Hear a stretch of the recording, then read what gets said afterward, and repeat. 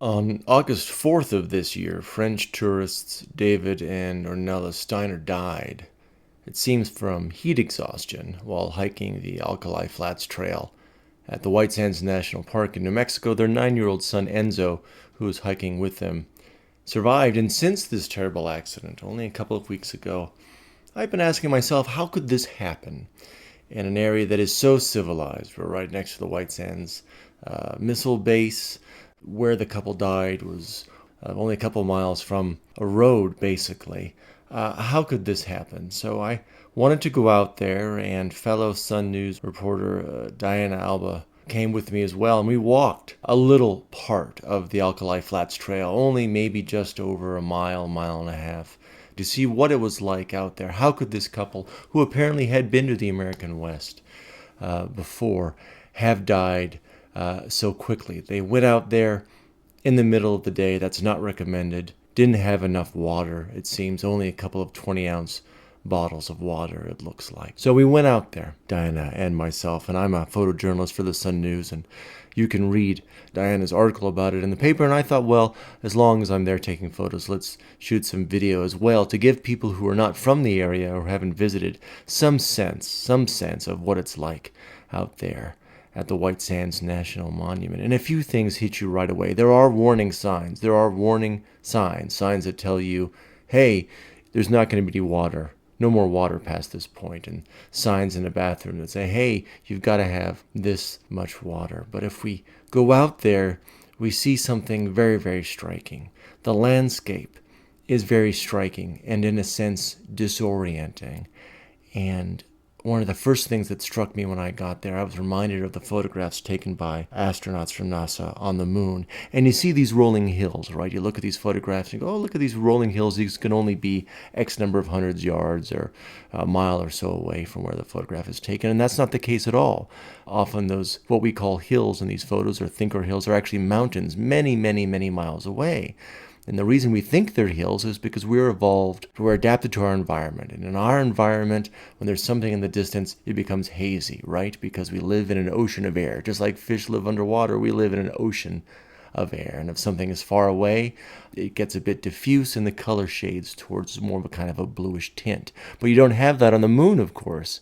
There's no air. So something that is very far away we assume is close. And I say all this, I ramble on that tangent because I'm reminded of that here at White Sands, in the sense that being there in these strange white gypsum fields, not quartz sand, it's a different kind of sand. It's fine and it gets in everything.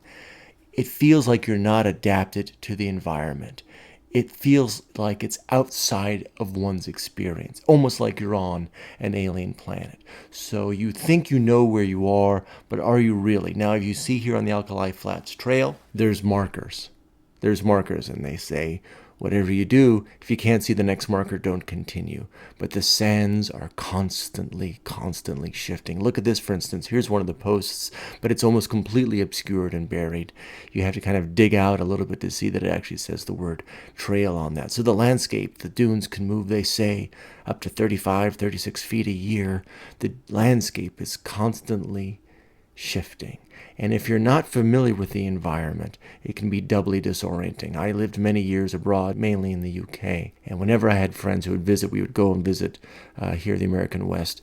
They were always stunned because they were not expecting how large America is, the United States, and how extreme it can be. So when I had heard that of this terrible tragedy that a couple had passed away, my first thought was, well, I wonder if they're from Northern Europe, where you're just not as used to the environment, though I do understand that they had been to the West before, as I alluded to earlier. But the question here for me is, what is to be done?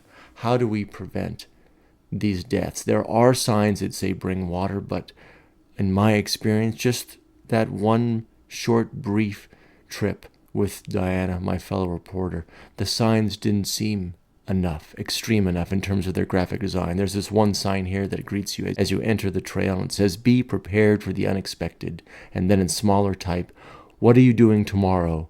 The answer could depend on what you do today. Appreciate the poeticness of it, but then there's a subhead and it says, drink plenty of water, and then in smaller print, otherwise you could suffer from headaches, dizziness, bad moods, or ... death. And that doesn't seem enough to me. We've all been in parks where there's a sign that says, hey, people died here. And that's what I feel after my visit there. The landscape was so extreme. This poor French couple only had a couple of bottles of water, a couple 20-ounce bottles of water. I had 5 in my pack when I went out there. I went through one of them while I could still see my car in the parking lot. So the question is, why not a sign that says very clearly in multiple language, in big black type, people die here?